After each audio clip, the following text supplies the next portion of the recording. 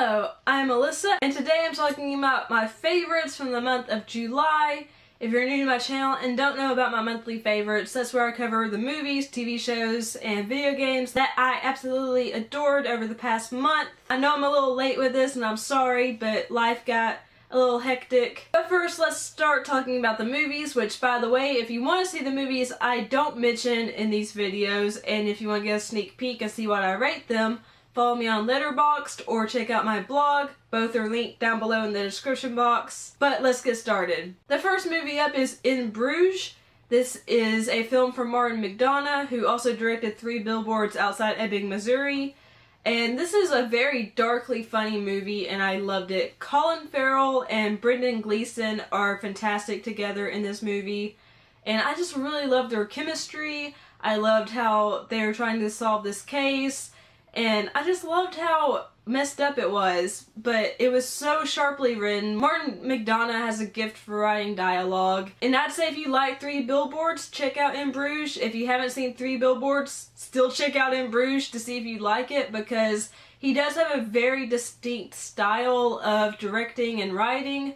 So you may not enjoy it as much as I did, but I thought it was very darkly funny, very sharply written, and I thought the casting was perfection. The next movie up is Ant-Man and the Wasp. I don't think it's as good as the first Ant-Man, but it's still a hell of a good time. Paul Rudd and Evangeline Lilly have really great chemistry. I love seeing them as both Ant-Man and the Wasp, and I thought the story was pretty good.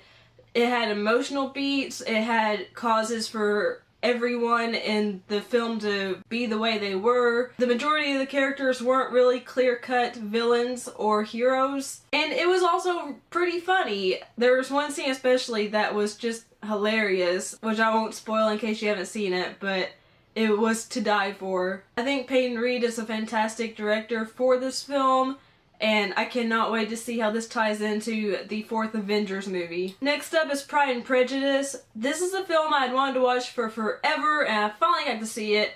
And it's wonderful. The aesthetic is beautiful. And of course, this is the story of the Bennett sisters, whose mother are trying to marry each of them off, and they meet the dashing yet kind of mercurial Mr. Darcy, and it shows how Mr. Darcy and Elizabeth Bennet, the middle sister, bond, how they interact with each other, and it's just a wonderful period piece. I still need to read the novel this film is based off of, but if you are a fan of period pieces, I would say if you like Pride and Prejudice, it's probably a pretty faithful adaptation, but it's a fantastic film in its own right, and I thoroughly enjoyed it. Next is Lupin III, The Castle of Cagliostro. This is a film by Hayao Miyazaki, and it's a pretty big departure from his other films with Studio Ghibli, but it's still a lot of fun. It follows 2 thieves who go to the Castle of Cagliostro, and they decide to save the wife of the king of this castle. It's just a lot of fun. It's a great heist/rescue movie.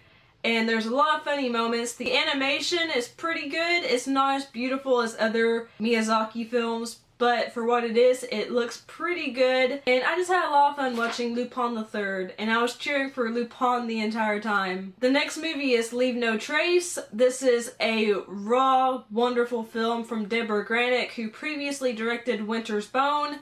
This stars Ben Foster and Thomasin McKenzie as a father and daughter who have lived out in the forest for Thomasin's character Tom's entire life, and they have drills they go through for if someone tries to search for them out there. He is schooling her so she doesn't go to school, and they fend for themselves. But one day, someone notices that they're there, and the authorities are called, and they're taken into civilian life. And the father has a very difficult time acclimating to being out of the forest, but the daughter flourishes and she loves it outside the forest and she doesn't want to return. And this film just focuses on that father-daughter dynamic, how they get over how one wants to go back to the forest and one wants to stay in civilian life. And it's really just about discovering yourself and being who you truly are. Ben Foster and Thomasin McKenzie give powerful performances.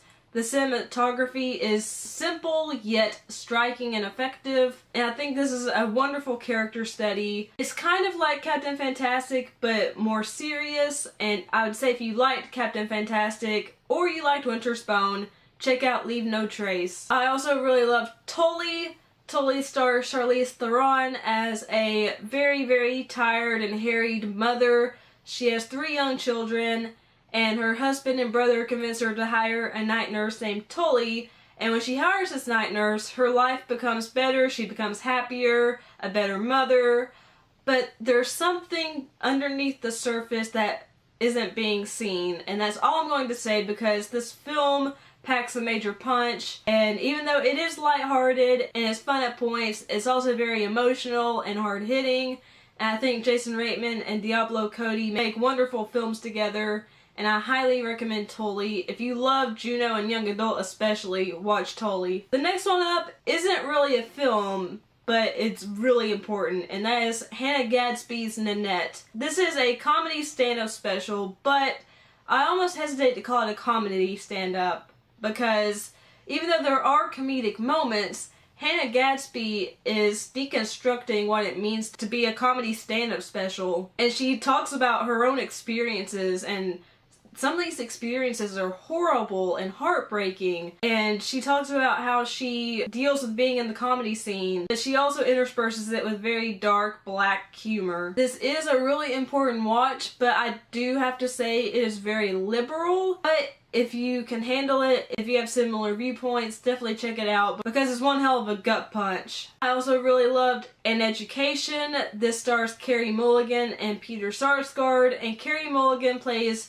a teenage girl who is being pressured by her parents to get perfect grades to play her cello so she can get into an Ivy League school. But one day she meets an older man played by Peter Sarsgaard, and they become a couple, and it shows how them becoming a couple affects her life, how it affects her previous plans of, you know, being a perfect student, going to university, and it just shows how it changes her in her formative years, how it makes an impact on her, both positively and negatively, and I think it was handled very well. Lone Scherfig did a great job directing this, and I think the performances really helped nail it down. Supporting turns from Dominic Cooper and Rosamund Pike are excellent. I really loved exploring this kind of taboo romance. And the last movie I want to talk about is Ghost Stories. This was originally a play that has been adapted into a feature film, and usually when this happens there's kind of an air of unease, because how do you transform a play into a film without making it feel like a play while you're watching the film? It's a difficult thing to do, but Ghost Stories has achieved that. It stars Martin Freeman and Alex Lothar, and follows a man who decides to track these 3 separate cases of paranormal activity. And he goes to each individual and asks them about their stories, and you see the story play out. And this film is very effective. It rarely uses jump scares, but when it does, they're effective. It really leans on the tension and the atmosphere to creep you out. And the performances are so good. And I would say if you're looking for a fresh horror film, check out Ghost Stories. Now moving on to TV, the first show up I want to mention is The Marvelous Mrs. Maisel. I don't know why it took me so long to watch this, to be honest, but it's wonderful. It's about this woman named Mrs. Maisel, played by Rachel Brosnahan, and she loves stand-up comedy. But one day she discovers her husband has been having an affair with his secretary, and he is also a stand-up comedian, but she realizes he has been stealing his jokes from a certain popular comic of the time. So she leaves him, and one night gets drunk, goes to a bar, does a stand-up comedy set of her own, and even though she gets arrested, people loved her performance, and she loved what it felt like to get up on stage and perform comedy. And this series just follows her as she tries to get a foot in the comedy industry, her struggles with being a single mother in this time period, of her conflicting feelings towards her husband, and it's just a wonderful TV show. It was created by Amy Sherman Palladino, who also created Gilmore Girls, so the dialogue is very fast, but if you can handle that, check out The Marvelous Mrs. Maisel. It's marvelous. pun fully intended. And the last show I want to mention is Sharp Objects. This is based off the Gillian Flynn novel of the same name and stars Amy Adams as the title character Camille Preaker, a reporter who has to return to her hometown of Wind Gap, Missouri to cover a murder case. But when she's there, all of her past demons come flooding back. Amy Adams is superb in this role, as is Patricia Clarkson as her mother, Eliza Scanlon as Gray as her younger sister. And I really love that this show isn't afraid to delve into very dark themes, which, trigger warning, this film does cover themes such as self-harm, alcoholism, and other tough-to-stomach subject matters. If you can handle that, watch this. It's a very good mystery. It is slow burning, but the characters are really fleshed out well. The performances are outstanding. The direction by Jean-Marc Vallée is...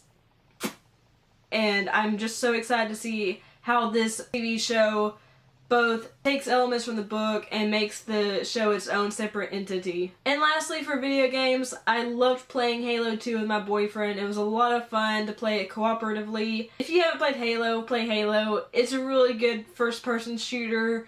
It's just a lot of fun. If you can play it cooperatively, do it because it's even more fun that way, but you can also enjoy it by yourself. So those are my favorites for the month of July. Let me know down below in the comment box what your favorites have been. Like the video if you liked it. Also share the video if you liked it because that helps my channel grow. If you're not subscribed yet but you like what you've seen and heard, hit the subscribe button along with the notification bell so you'll always be alerted whenever I upload a new video. Also, if you'd like to follow me on social media sites, those are all listed in the description box down below. I love you guys. Thank you so much for watching. You're always my favorite. Peace and kisses. Bye!